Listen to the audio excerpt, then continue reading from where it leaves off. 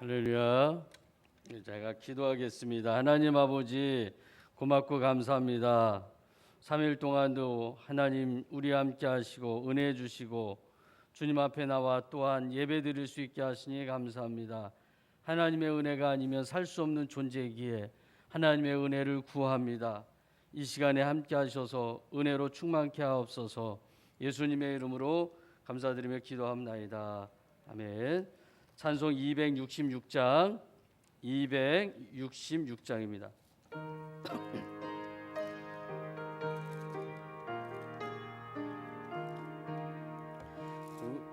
피로 이룬 샘물 참 깊고 넓도다. 구원하는 그 신능력 다 찬송할지라.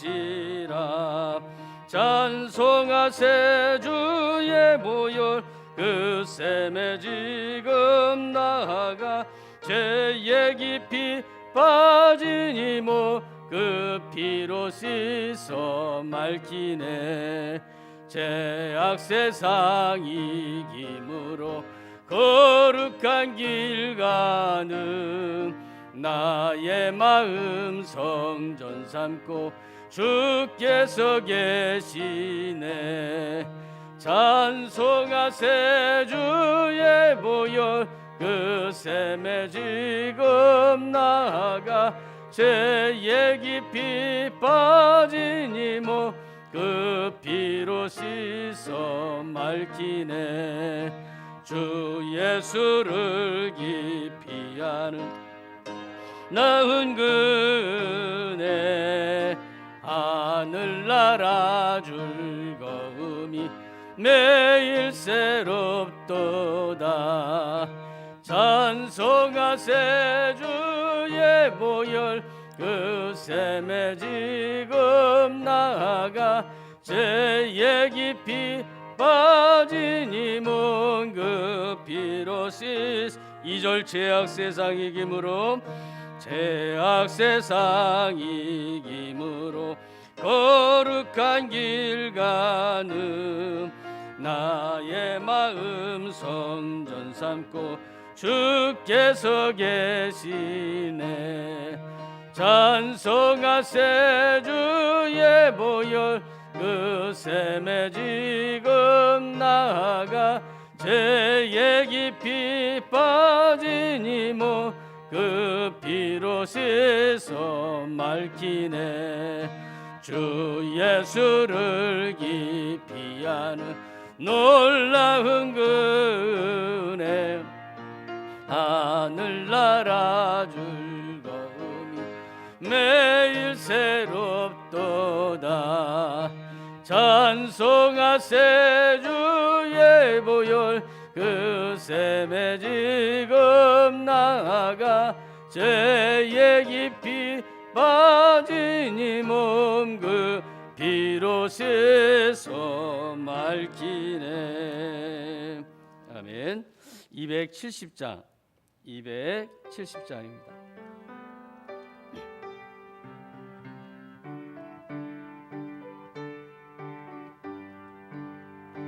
변찮는 주님의 사랑과 거룩한 보혈의 공로를 우리 다 찬양을 합시다. 주님을 만나볼 때까지 예수는 우리를 깨끗게 하시는 주시니 그의 피 우리를 눈보다 더 희게 하셨네. 우리를 깨끗게 한 피는 무궁한 생명의 물일세. 생명의 구원을 받은 자 하나님 찬양을 합시다.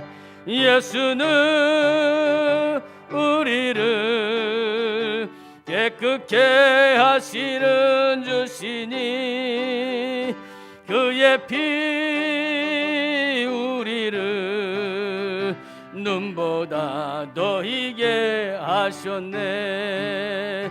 주님의 거룩한 보혈을 날마다 힘으로 간증해 담대히 싸우며 나가세.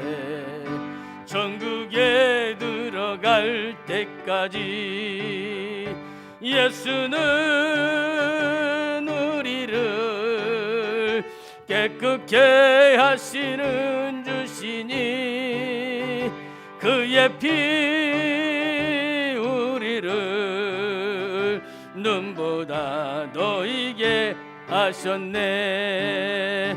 십자가 단단히 붙잡고 날마다 이기며 나가세. 머리에 면류관 쓰고서 주 앞에 찬양할 때까지 주는 우리를 깨끗게 하시는 주시니 그의 피 우리를 눈보다 더이게 하사절. 십자가 단단히 붙잡고 날마다 이기며 나가세. 머리에 면류관 쓰고서 주 앞에 찬양할 때까지 예수는 우리를 깨끗게 하시는 주시니 그의 피 우리를 눈보다 너희게 하셨네. 아멘. 시간이 되었으므로 다 같이 묵도하심으로 수요 저녁 예배를 드리겠습니다.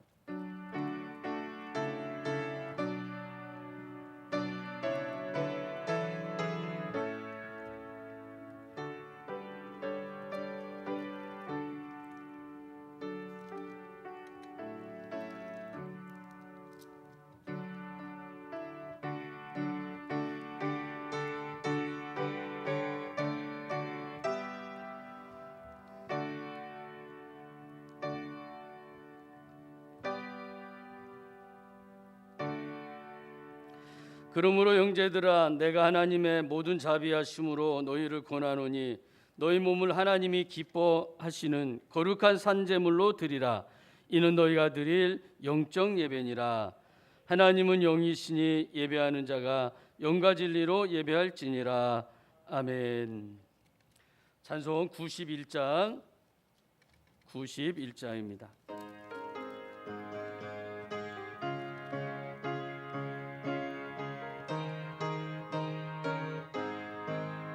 슬픈 마음 있는 사람 예수 이름 믿으며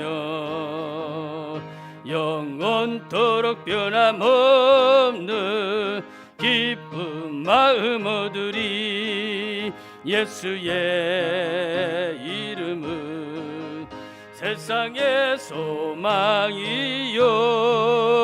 예수의 이름은 천국의 기쁨일세. 거룩하신 주의 이름 너희의 방패 삼으라.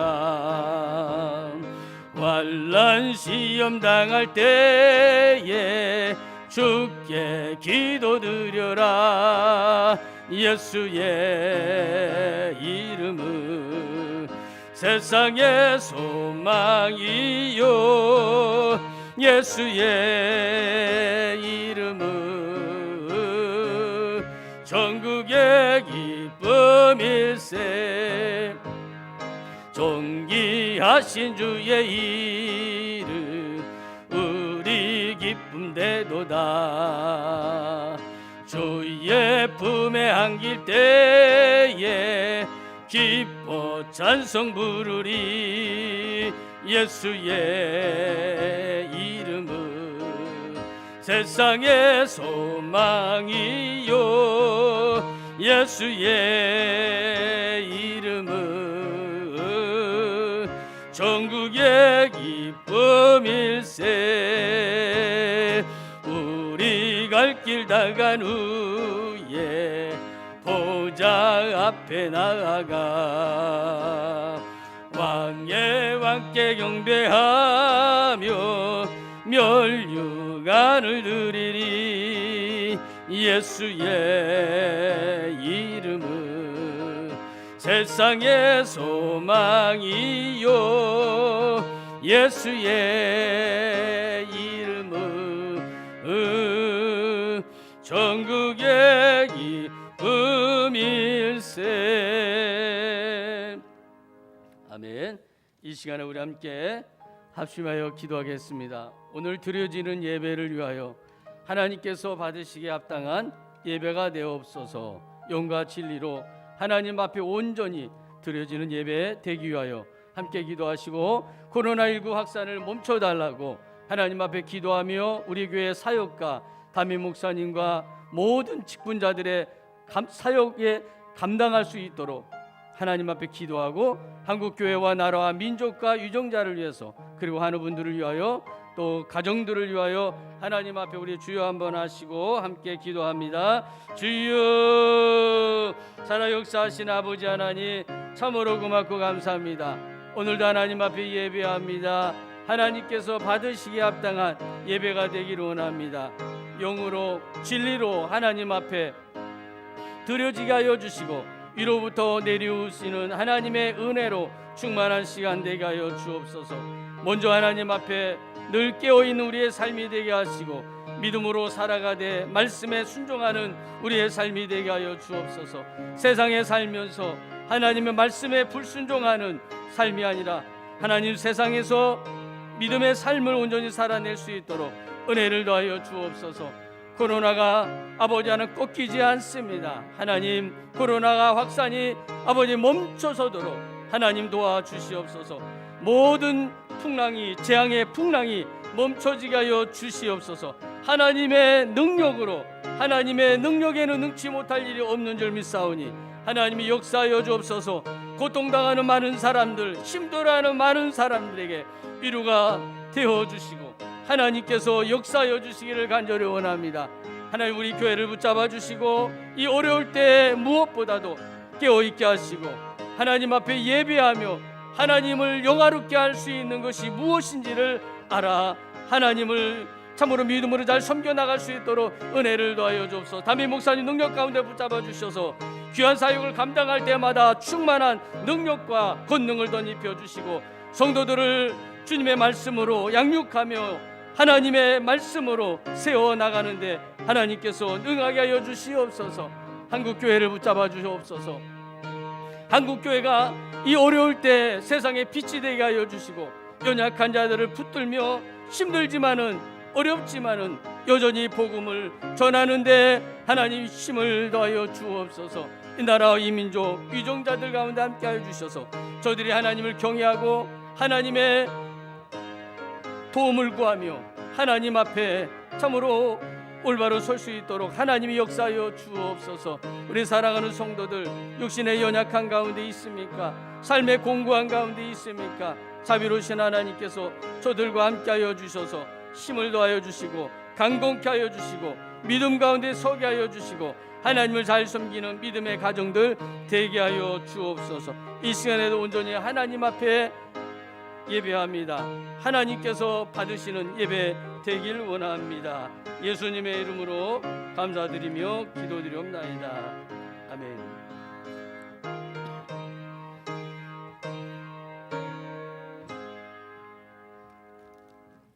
하나님 말씀 보겠습니다. 하나님 말씀은 사사기 3장 7절로 11절까지 보겠습니다. 사사기 3장 7절로 11절까지 교독하겠습니다. 이스라엘 자손이 여호와의 목전에 악을 행하여 자기들의 하나님 여호와를 잊어버리고 바알들과 아세라들을 섬긴지라.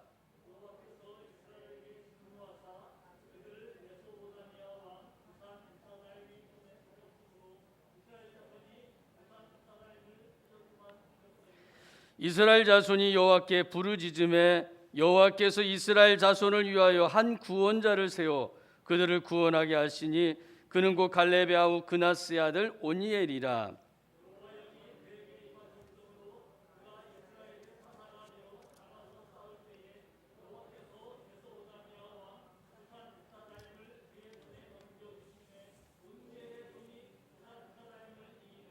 함께 읽습니다.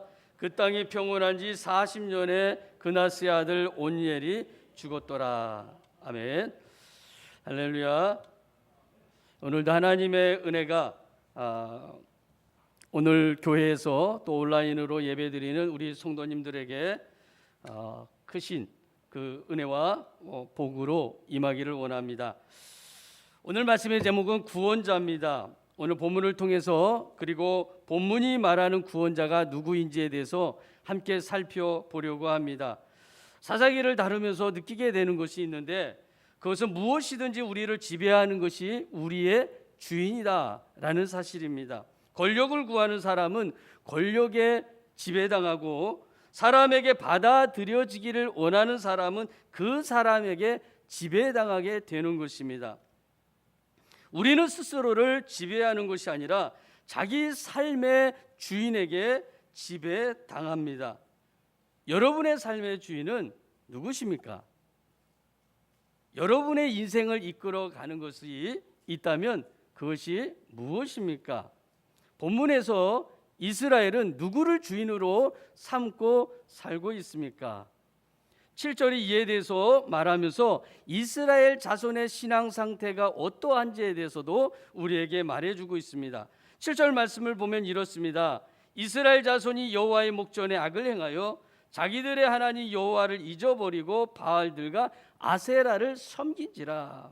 이스라엘 자손이 여호와의 목전에서 악을 행하였다. 이 말은 하나님이 보실 때 하나님께서 보시기에 악을 행했다라는 말입니다. 이스라엘은 하나님을 잊어버렸습니다. 이스라엘은 우상을 섬기게 됩니다. 신앙생활을 하면서 주의할 것이 있습니다. 그것이 뭐냐면 내가 보기에 좋아하는 것을 따라 살아가는 것이 아니라 하나님 보실 때 좋아 보이는 것을 선택해야 한다는 것입니다. 관점이 기준이 하나님이어야 된다라는 것입니다. 이스라엘의 실패는 하나님이 보시기에 좋아하는 것이 아닌 자신들이 보기에 좋아 보이는 것을 선택하고 그리고 그것과 타협하고 그것에 동화되어 살아갔기 때문에 그들은 실패하였던 것입니다. 더 큰 문제는 그것을 이상하게 생각하지 않았다라는 것입니다. 당연하게 여겼다라는 것입니다. 어쩔 수 없는 것이다라고 받아들였던 것입니다. 이스라엘이 여호와를 잊어버렸다라는 말은요, 하나님에 대해서 기억을 상실했다라는 의미가 아닙니다. 이 말은 더 이상 하나님에 대해 아는 것에 지배를 받지 않았다라는 것입니다. 우리가 알고 있는 하나님이 있습니다. 그 하나님이 나에게 내가 알고 있는 그대로 역사하시는 하나님인지 아니면 내가 알고 있는 하나님과 나의 삶 속에 역사하는 하나님과 다른지 한번 생각해 보십시오. 그 하나님이 성경에서 말하고 있는 그리고 우리가 알고 있는 그 하나님이 동일하게 나의 삶 속에 역사한다면 그 하나님은 나의 하나님이 되는 것입니다. 이스라엘은 하나님이 누구신지 하나님이 무엇을 원하시는지는 알았지만 그것이 그들에게 생생하게 다가오지 않았던 겁니다. 그들은 하나님을 의도적으로 무시하고 또 하나님으로부터 등을 돌리는 삶을 살았던 것이죠. 이런 현상은 우리의 영적 문제이기도 합니다. 머리로는 진짜라고 아는 것이 우리의 삶과 우리의 마음의 영역 속에서 그것이 진짜라고 다가오지 않는 것입니다. 부딪혀 오는 것이 없다라는 것입니다. 하나님의 말씀이 살아있다고 성경이 말하고 있는데 그 말씀이 살아있다라는 것은 말씀을 읽고 말씀을 들을 때 이 부딪힘이 있어야 되는 겁니다. 여러 가지 현상이 나타날 수 있지만 마음의 찔림을 통하여서 아픔이 있거나 아니면 그 부딪힘을 통해서 희열이 있거나 기쁨이 있거나 감격이 있거나 이런 것이 분명히 동반되어야 되는데 그렇지 못하고 모르는 말씀은 몰라서 또 아는 말씀은 너무 잘 알아서 그냥 우리의 삶에 크게 그 영향을 끼치지 못하는 경우가 많다라는 것입니다. 성경이 진리라고 지적으로는 동의하지만 그것이 우리의 내면 깊은 곳에서 우리의 마음을 사로잡거나 우리 마음 깊이 다가와서 우리를 통제하지는 못합니다. 그렇기 때문에 우리는 우리가 안다고 하는 말씀이라 할지라도 그것을 계속해서 되새겨야 되는 것입니다. 그래서 말씀도 읽고 말씀도 쓰고 말씀을 듣는 그러한 삶이 우리의 삶이 되어야 하는 것입니다. 그 말씀이 이성적으로 머리에서만 이해되어서는 안 되고 마음에서 역사해야 하는 것입니다.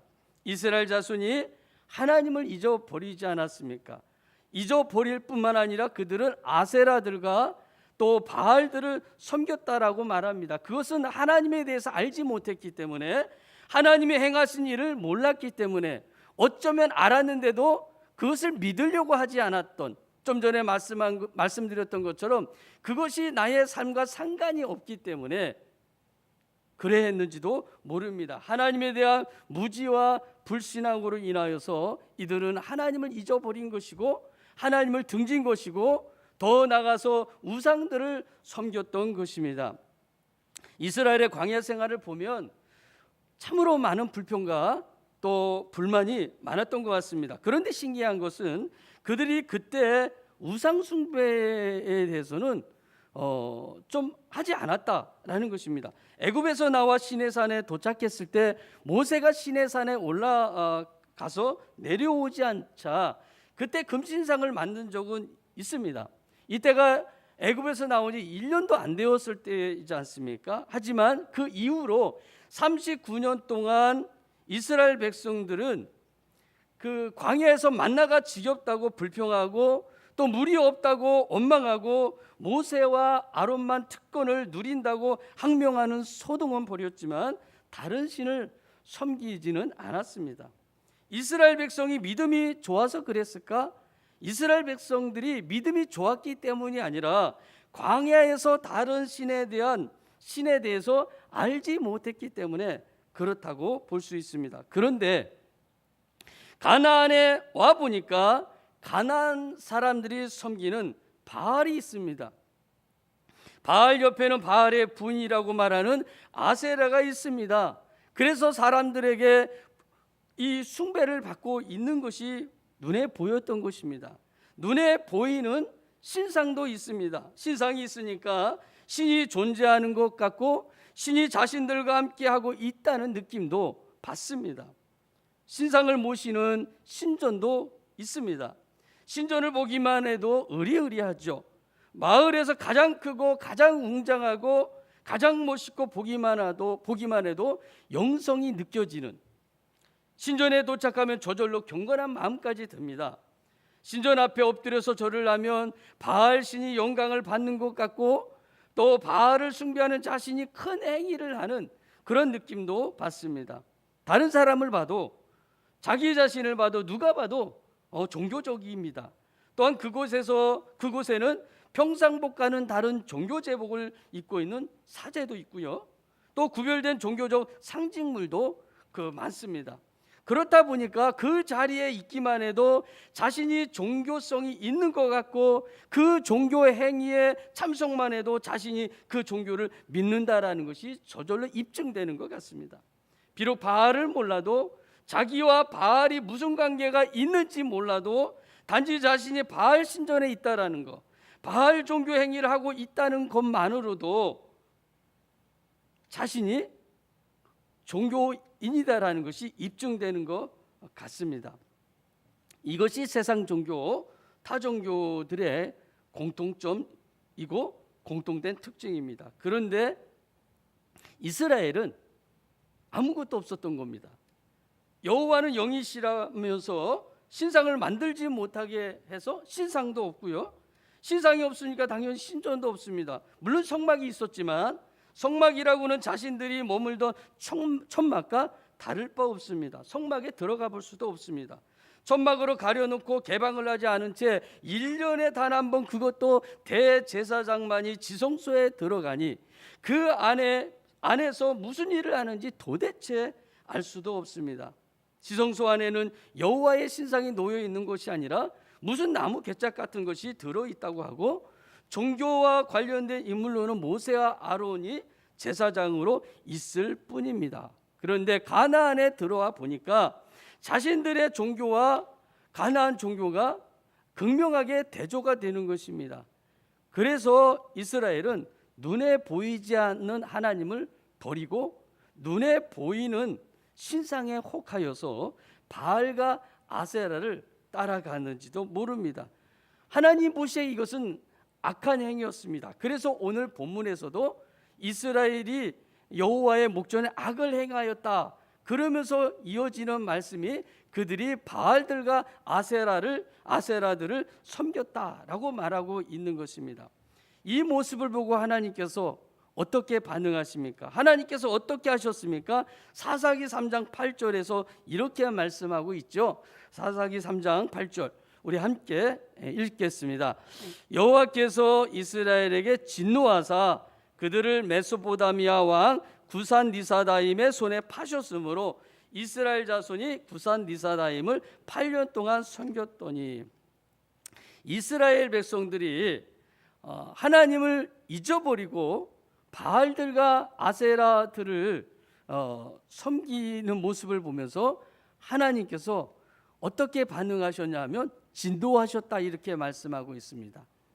그리고 이스라엘을 메소포다미아 왕 구산 리사다임의 손에 파셨다라고 말하고, 그것도 8년 동안 그래서 이스라엘이 그를 섬겼다 이렇게 말씀하고 있습니다. 구산 리사다임이 사실 어떤 사람인지 정확히는 모릅니다. 성경에 그에 대한 정보가 정확히 나와 있지는 않습니다만 이 구산 리사다임은 두 악의 구산이다 라는 뜻을 가지고 있습니다. 그런데 이스라엘 백성들이 이 구산 리사다임을 8년 동안 섬기면서 8년이 짧은 그 세월이 아닌데 8년 동안 섬기면서 너무나도 힘들었는지 너무나도 고통스러웠는지 하나님을 찾기 시작합니다. 그것이 9절에 나오잖아요. 9절 말씀에 보면 이렇습니다. 이스라엘 자손이 여호와께 부르짖음에 여호와께서 이스라엘 자손을 위하여 한 구원자를 세워 그들을 구원하게 하시니 그는 곧 갈렙의 아우 그나스의 아들 오니엘이라. 이스라엘 백성들이 너무 힘들다 보니까 하나님을 찾은 겁니다. 하나님을 부르짖은 것이죠. 그러니까 하나님께서 그것을 들으신 거예요. 그리고 들으실 뿐만 아니라 구원자를 세워주셨다라고 말씀하고 있습니다. 지금 이스라엘이 바알과 아세라를 버린 게 아닙니다. 그들의 신상을 부순 것도 아닙니다. 그들이 회개하고 하나님께 돌아온 것도 아닙니다. 단지 이방 나라의 압제가 너무나도 힘들어서 하나님께 부르짖었을 뿐인데 하나님께서 그것을 듣고 구원자를 세워주셨다 이렇게 말씀하고 있는 것입니다. 하나님 대신 바알과 아세라를 섬김으로 이스라엘 백성들은 잘 살아보려고 했지만 도리어 압제를 당하고 말았던 것입니다. 우리가 세상을 살면서 하나님을 잊어버리고 그것이 고의적이든 그렇지 않든 다른 것을 선택하는 것은 하나님 없이도 잘 살 수 있다는 자신만만함과 복의 근원이 되시는 하나님이 아니라도 다른 것이 나의 행복을 채워줄 수 있다라는 생각이 강하기 때문에 그렇습니다. 만약 그렇지 않다면 하나님을 떠나지 않겠죠. 하나님을 떠나는 일은 없었겠죠. 사랑하는 성도 여러분, 혹시 나는 그런 사람이 아니다, 나는 그렇지 않다라고 자신만만해 할 수 있지만 그렇게 장담할 수 없습니다. 왜냐하면 성경은 우리에게 이와 같은 말씀으로 교훈해 주고 있기도 하기 때문에 그렇습니다. 선줄로 생각하는 자는 넘어질까 조심하라 라고 말씀하고 있습니다. 그러므로 우리는 깨어 있어야 됩니다.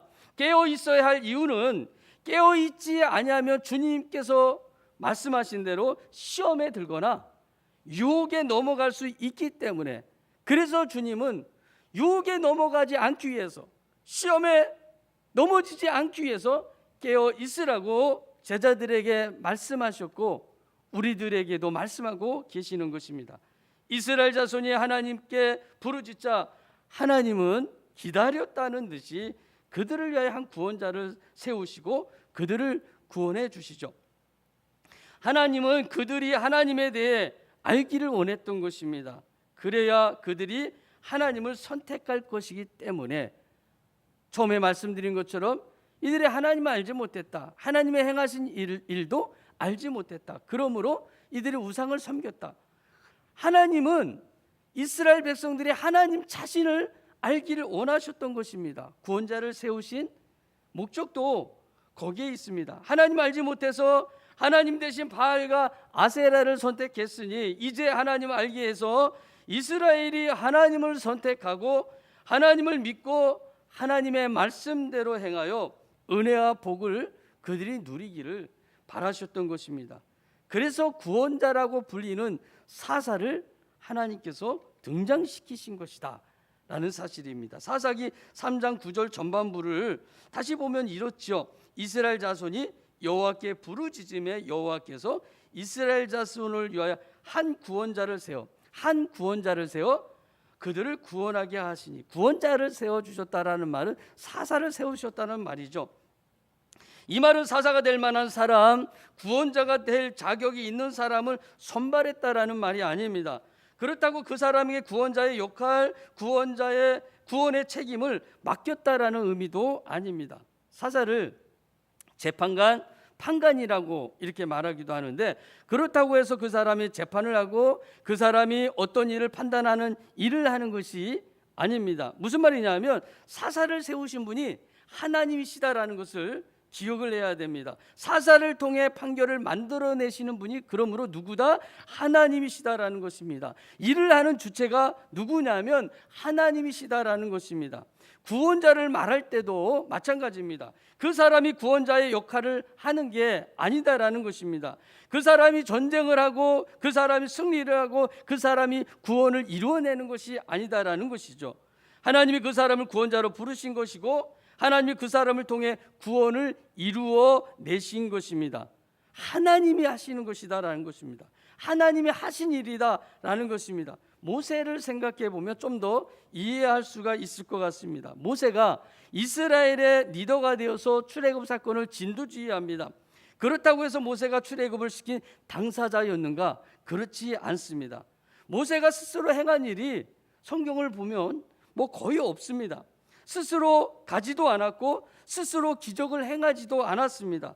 스스로 자신만의 지혜와 능력으로 출애굽시킨 것이 아니다라는 것입니다. 철저히 하나님께서 말씀하시고 하나님의 명령에 그는 움직였을 뿐이다 라는 것입니다. 출애굽기 3장 10절을 보면 하나님께서 모세에게 이렇게 말씀합니다. 이제 내가 너를 바로에게 보내어 너에게 내 백성 이스라엘 자손을 애굽에서 인도하여 내게 하리라. 내가 하나님이 너를 모세를 얘기합니다. 모세를 바로에게 보내어서 이스라엘 백성들을 그 애굽에서 이끌어내겠다, 인도해내겠다, 분명히 이렇게 말씀하고 있음을 보게 됩니다. 신명기 24장 18절도 같은 맥락으로 생각해 볼 수 있는데, 이 말씀은 출애굽 이후에 주어진 말씀입니다만 이렇습니다. 너는 애굽에서 종되었던 일과 내 하나님 여호와께서 너를 거기서 속량하신 것을 기억하라. 그러니까 모세가 이스라엘을 출애굽시킨 당사자가 아니다라는 것입니다. 혹자는 그래서 모세에게 그렇기 때문에 특별한 보상이 주어지지 않았다라고도 말합니다. 모세의 업적을 제가 깎아내리려고 하는 것이 아닙니다. 모세를 통해 우리가 바라보아야 할 분이 누구냐, 모세를 통해 이스라엘 백성들을 구원하신 분이 누구냐라는 것을 우리는 분명히 알아야 됩니다. 성경의 주인공이 어떤 인물인 것 같지만 그렇지 않다라는 것입니다. 그 배후에, 그 중심에 누가 계신가? 하나님이시다라는 것입니다. 이러한 맥락에서 우리는 사사기를 보고 사사들의 업적을 이해해야 하는 것입니다. 그러므로 사사기에서 사사의 역할을 사사가 하는 것으로 우리가 이해해서는 안 됩니다. 사사 그러면 사사를 세우시고 사사를 통해 이스라엘을 가르치시고 도우시는 하나님을 먼저 떠올려야 하는 것입니다. 하나님이 사사를 통해 일하심으로 하나님이 능력이 있고 하나님이 권세가 있고 이스라엘이 하나님을 섬기는 것이 바알과 아세라를 섬기는 것보다 훨씬 더 낫다라는 것을 하나님은 이스라엘 자손들에게 가르치기를 원하셨던 것입니다. 하나님께서 어떤 사람을 사사로 세우십니까? 사사로 세움받기 위해서는 어떤 조건이 필요했습니까? 주님께서 신약에 와서 주님께서 12명의 제자를 세우실 때 그 조건이 무엇인지 아십니까? 초대교회의 교회 경우를 보게 되면 7 집사를 세울 때 그 조건이 나와 있습니다. 그것이 이제 사도행전 6장 3절에 나와 있는데 그 조건은 성령과 지혜가 충만하여 칭찬받는 사람, 이렇게 나와 있습니다. 하지만 하나님께서 사사를 세우시고 주님께서 12명의 제자를 세우실 때 그 기준에 대해서 성경은 명확하게 우리에게 말하고 있지는 않습니다. 다만 바울의 견해를 빌린다면 하나님의 부르심에 대해서 바울이 이렇게 말합니다. 고린도전서 1장 26절 말씀인데 1장 26절 우리 함께 읽습니다. 형제들아 너희를 부르심을 보다 육체를 따라 지혜로운 자가 많지 아니하며 능한 자가 많지 아니하며 문벌 좋은 자가 많지 아니하도다. 아멘. 그러면서 바울은 이어서 이렇게 말합니다. 하나님께서 미련한 것들을 선택하셨고 세상의 약한 것들을 선택하셨고 세상의 천한 것들과 멸시받는 것들과 없는 것들을 선택하셨다. 이렇게 말씀하고 있습니다. 그 이유는 다른 데 있지 않습니다. 아무도 하나님 앞에서 자랑하지 못하게 하시려는 것 때문에 그렇습니다. 이사야 선지자가 하나님의 마음을 대변해서 이렇게 우리에게 말씀했죠.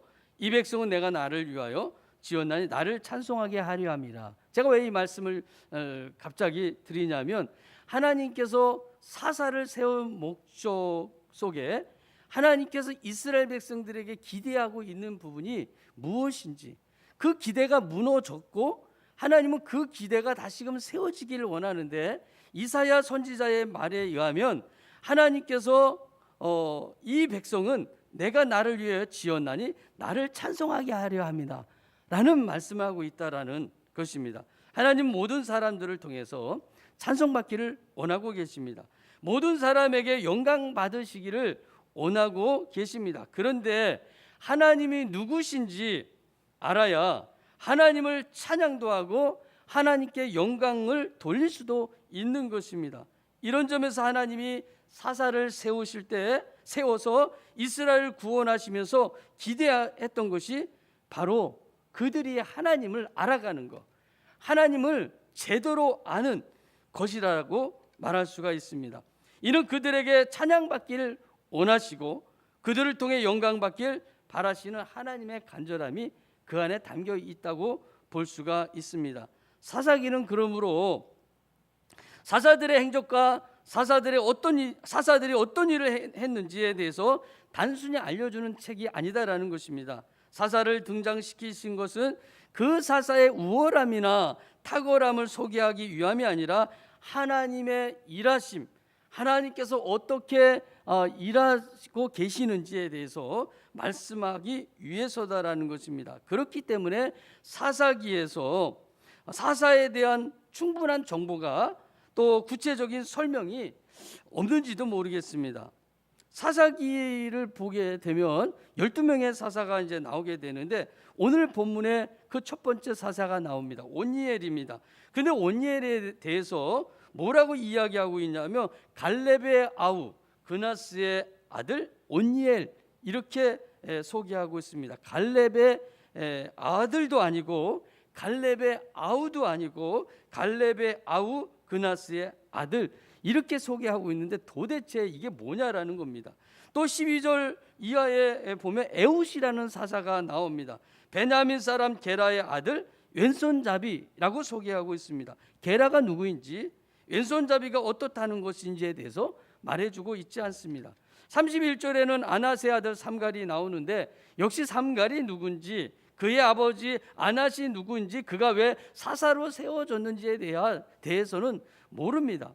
그나마 이제 기드온과 삼손에 대해서는 성경에 많은 분량이 이렇게 나오게 되는데, 기드온은 6장에서 8장까지 그래도 좀 길게 나옵니다. 삼손 역시 13장에서 16장까지 4장에 걸쳐 소개하고 있는데, 그 내용을 자세히 들여다보면 사실 이들의 긍정적인 면보다는 부정적인 면이 훨씬 더 많이 나옵니다. 기드온의 경우도 그렇고, 그리고 삼손의 경우도 그렇습니다. 차라리 소개가 적었다면 흉볼 것도 적었을 텐데, 이야기가 많다 보니까 오히려 흠이 더 많아 보이기도 합니다. 이렇게 사사의 자질, 사사의 태도, 사사의 모범적 행동 등에 관해서 성경은 우리에게 자세히 말해주고 있지는 않습니다. 하나님이 사사를 선발하여서 사사에게 일을 맡긴 것이 아니기 때문에 그렇습니다. 사사를 통해 하나님이 일하시기 때문에 일하시는 하나님을 강조하는 것이지 사사를 강조하려고 하는 것이 아니기 때문에 그렇습니다. 사사들이 행한 승리나 구원에 대해서 말할 때도 사사들이 승리했던 어떤 요소가 거의 나오지 않고 있다라는 것입니다. 이겼다라는 부분은 나오지만 어떻게 이겼는지에 대해서 구체적으로 나오지 않습니다. 무엇을 말합니까? 하나님께서 행하신 일이다라는 사실을 말하려는 것입니다. 앞서 저는 사사가 되는 조건이 무엇인지에 대해서 잠깐 말씀드렸는데, 사사기 3장 10절을 보게 되면 어떤 사람이 사사로 세워지게 되는지에 대한 정보가 하나 나옵니다. 사사기 3장 10절 말씀인데, 우리 3장 10절 말씀을 우리 함께 읽겠습니다. 여호와의 영이 그에게 임하셨으므로 그가 이스라엘의 사사가 되어 나가서 싸울 때에 여호와께서 메소포다미아 왕 구산 리사다임을 그의 손에 넘겨주심에 온니엘의 손이 구산 리사다임을 이기니라. 아멘. 여호와의 영이 온니엘에게 임했고 그렇게 온니엘이 사사가 되었다라고 말합니다. 온니엘의 특별한 어떤 모습에 대한 언급은 전혀 없습니다. 온니엘이 물리친 구산 리사다임이 어떤 사람인지 역시 구체적인 정보는 없지만, 구산 리사다임이 동네 조폭도 아닙니다. 한 지역을 장악한 산적도 아닙니다. 메소포다미아의 왕이고 이스라엘을 8년 동안 지배했던 군사력과 그러한 군사들을 통솔한, 또 조직할 수 있는 그런 관리 능력이 있는 통치력이 있는 왕입니다. 그런데 어떻게 온니엘이 그러한 구산 리사다임을 이길 수 있었느냐라는 것입니다. 온니엘의 전략이 무엇이고 그의 무기가 무엇이었는지 우리는 모릅니다. 온니엘의 군사는 몇 명이었고 그의 지지 세력은 얼마나 됐는지에 대해서도 모릅니다. 온니엘이 무엇을 어떻게 해서 막강한 메소포다미아 왕을 이길 수 있었느냐라는 것입니다. 성경은 저와 여러분들에게 온니엘을 존경할래야 존경할 수 없게끔, 그리고 온니엘을 의지할래야 의지할 수 없게끔, 그리고 온니엘에게 일말의 감사라도 표시할래야 표시할 수 없게끔 온니엘에 대한 별다른 정보를 주지 않습니다. 뭘 알아야 우리가 존경을 하든지 의지를 하든지 감사를 하든지 할 텐데, 성경은 온니엘에 대해서 특별한 언급을 하고 있지 않습니다. 온니엘의 승리에 대해서 다만 성경이 우리에게 알려주는 것은 좀 전에 함께 읽었던 10절 말씀에 나오는 것이죠. 첫째는 여호와의 영이 그에게 임하셨으므로 그가 이스라엘의 사사가 되었다라는 말입니다. 온니엘의 사람됨에 의해서 사사가 된 것이 아니다라고 분명히 말하고, 여호와의 영이 임하여서 그가 사사가 되었다라고 확실하게 말하고 있는 것입니다. 사사를 결정짓는 것은 그 사람이 아니라 여호와의 영이다. 그 사람의 됨됨이가 아니라 하나님의 영이다라는 것입니다. 하나님의 사람으로 살아가는 데 있어서 훌륭한 인격도 필요하고 어떤 다른 것도 필요하겠죠. 외적인 요소도 필요하겠죠. 그런데 중요한 것은 하나님의 영이다라는 거예요. 성령의 인도하심을 받아야 우리가 하나님의 사람으로 온전히 살아갈 수 있지 않을까. 왜 예수님께서 승천하시면서 해주고 싶은 말이 굉장히 많았을 텐데, 그 성령에 대해서 말했을까? 복음을 전하는 데 있어서 절대적인 것이기도 하지만 하나님의 사람으로, 그리스도의 사람으로 살아가기 위해서는 선택적인 부분이 아니라 필수적인 부분이기 때문에 성령에 대해서 말씀하고 있습니다. 오늘 본문에서도 사사를 결정짓는 것은 그 사람의 어떤 외형적인 게 아니다라고 말씀드렸습니다. 하나님의 영이다. 누구에게라도 하나님의 영이 임하면 그가 사사가 될 수 있고 구원자가 될 수 있는 것입니다. 즉 하나님이 세워주셔야 된다라는 것입니다. 뭐 힘이 있고 그 지역에 뭐 꽤나 이름난 유지면 사사의 역할을, 재판관의 역할을 할 수 있다? 아니다라는 것입니다. 두 번째는 나가서 싸울 때 여호와께서 메소포다미아 왕 구산 리사다임을 그의 손에 넘겨주심에 온니엘의 손이 구산 리사다임을 이기니라 라고 말하고 있다라는 것입니다. 여호와께서 이기게 해주셨다라는 겁니다. 다시 말해서 성경은 여호와를 이야기하고 있는 것이지 온니엘을 말하고 있는 것 같지만 온니엘을 말하려고 하는 게 아니다라는 겁니다.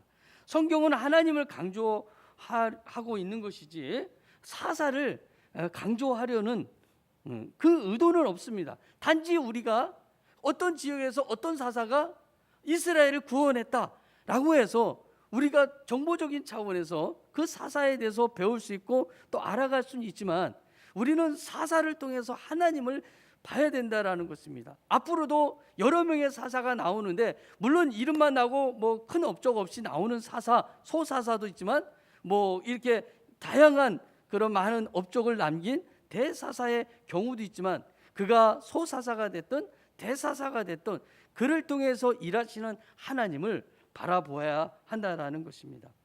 하나님은 보잘것없는 온니엘을 통해서 상대적으로 크고 강한 메소포다미아 왕을 이길 수 있는 능력과 권세를 가지신 분이라는 것입니다.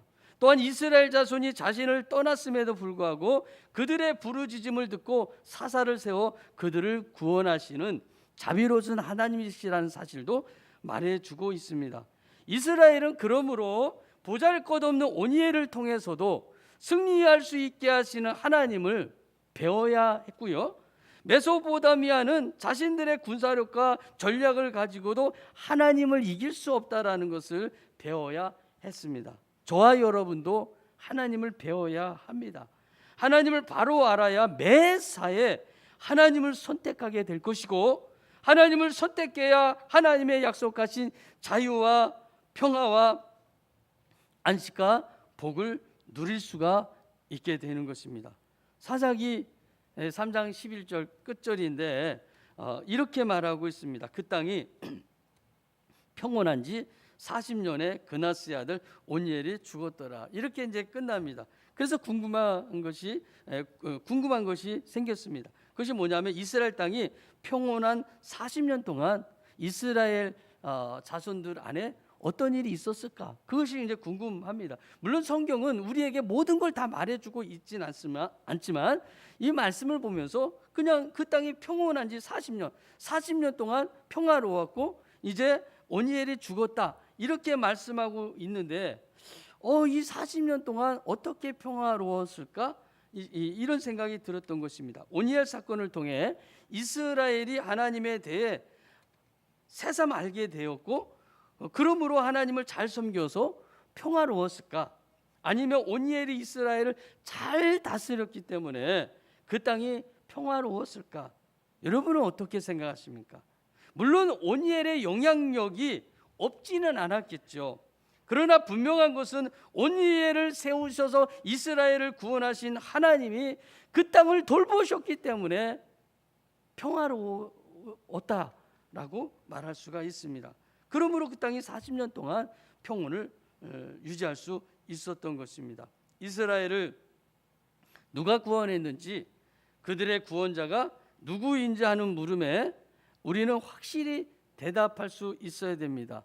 온니엘이라고 말해서는 안 됩니다. 하나님이라고 말씀해야 합니다. 우리가 사는 세상이 매우 혼란스럽습니다. 모든 것이 빠르게 돌아가고 하루하루가 무척이나 분주합니다. 그리스도인의 삶의 기준이 하나님 보시기에가 아니라 내가 보기에 그렇게 되어서 살아갑니다. 하나님을 잊어버리고 다른 것을 우선시하며 살지만 그것이 문제라고 생각하고 하며 살지는 않는 것 같습니다. 그렇게 세상살이에 익숙해져서 하나님의 백성임에도 하나님 없이 그럭저럭 살아가고 있는 것이 우리들의 모습입니다. 이것이 올바른 삶은 아니지만 오늘 본문을 보니까 하나님은 이렇게 사는 사람들도 기다리고 계시다라는 그런 마음을 보게 됩니다. 힘들 때 우리는 하나님을 구해야 합니다. 평안할 때 우리는 하나님께 감사하며 살아야 합니다. 고난 가운데 도우시는 하나님을 기억하시길 바랍니다. 평안할 때 그 평안을 하나님이 주셨음을 역시 기억하시고 감사하며 살 수 있기를 바랍니다. 성경은 주님은 우리에게 이렇게 말씀하셨죠. 불안하고 두려워하고 참된 안식이 없는 우리들에게 이렇게 말씀합니다. 평안을 너희에게 끼치노니 곧 나의 평안을 너희에게 주노라. 내가 너희에게 주는 것은 세상이 주는 것과 같지 아니하니라. 너희는 마음에 근심하지도 말고 두려워하지도 말라. 기도드리겠습니다. 자비로우신 아버지 하나님, 우리가 하나님을 잊고 살고 있지는 않은지 하나님이 내 인생에 내 삶에 강하게 부딪혀 오지 않고 그럭저럭 우리의 삶이 분주한 까닭에 그렇게 살고 있진 않은지 하나님보다 더 중요하게 여기는 것이 있어서 하나님과 거리가 이전보다 멀어지지 않은지 그렇다면 하나님 회개합니다. 하나님께 어느 정도 돌아오는 것이 아니라 전적으로 돌아설 수 있는 하나님을 향할 수 있는 하나님을 가까이 할 수 있는 우리가 되게 하옵소서. 힘들고 어렵고 고통스러운 삶 가운데 우리가 하나님을 찾고 하나님을 구하고 하나님을 부르짖으면 오늘 말씀에 보니까 하나님은 그것을 들으시고 하나님은 구원자를 세워서 이스라엘을 구원해 주셨습니다. 하나님은 우리의 모든 것을 아시기에 우리가 하나님을 찾을 때 하나님은 우리의 필요를 넉넉하게 채워주시고 해결해 주시는 줄 믿습니다. 세상을 살면서 우리가 무엇에 평안을 찾고 있습니까? 하나님 안에 참된 평안이 있다라는 걸 기억하며 우리의 삶을 하나님께서 다스리시고 하나님께서 통치하기를 우리 자신이 하나님 앞에 드려지길 원합니다. 그러므로 주님 안에서 우리의 삶에 평화로울 수 있도록 평안이 넘칠 수 있도록 은혜를 더하여 주시옵소서. 코로나로 인해서 많은 사람들이 불안해하고 두려워하고 고통스러워하고 힘들어합니다. 하나님을 찾을 때입니다. 하나님은 들으시며 하나님은 우리에게 한 구원자 해결의 실마리를 사람을 통해서 역사하실 것입니다. 하나님을 구하는 것이 우리에게 그러므로 필요합니다. 하나님 앞에 다시금 이러한 마음들이 회복될 수 있도록 은혜를 더하여 주옵소서. 오직 의인은 믿음으로 말미암아 살리라 하신 것처럼 믿음으로 살아가는 우리가 되게 하여 주옵소서. 감사드리며 예수님의 이름으로 기도드리옵나이다. 아멘. 교회 소식을 알려드리겠습니다. 오늘 수요 예배에 참석한 온라인으로 또 교회에서 예배드린 우리 성도님들을 주님의 이름으로 환영하고 축복합니다. 거리두기 4단계에서 우리 교회는 주일 1부와 2부, 3부로 나누어서 예배를 현재 드리고 있습니다. 가능한 교회에서 예배 드리기를 바라며 온라인 예배도 병행이 되고 있습니다. 매일 정오 기도와 저녁 8시 기도, 매일 말씀 묵상도 함께 하셔서 기도와 말씀 생활에 힘써 주시기를 바랍니다. 소망의 동산에서 요양보호사를 구하고 있습니다. 자세한 문의는 목회 지원실로 해 주시기를 바랍니다. 생일을 맞이한 성도님들 축하드립니다. 환우분들을 위해서 힘들고 어려울 때 우리가 중보하며 함께 그리스도의 사랑을 나눌 수 있기를 바랍니다. 찬송 322장 드리고 주님 가르친 기도를 드리겠습니다.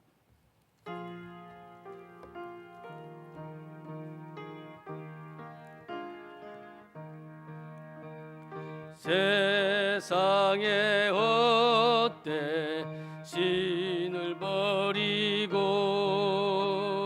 하나님 이름 높여 기리세 온천하 백성 모두 나와서 다같이 하나님만 섬기세 세상에 헛돼 우상 버리고 인간의 모든 부귀영화와 거짓과 불의 모두 버리고 온전히 하나님만 섬기세 주님의 백성 서로 헤아려 시기와 미움 아주 버리고 하나님만을 홀로 섬기는 천국을 어서 이뤄주소서.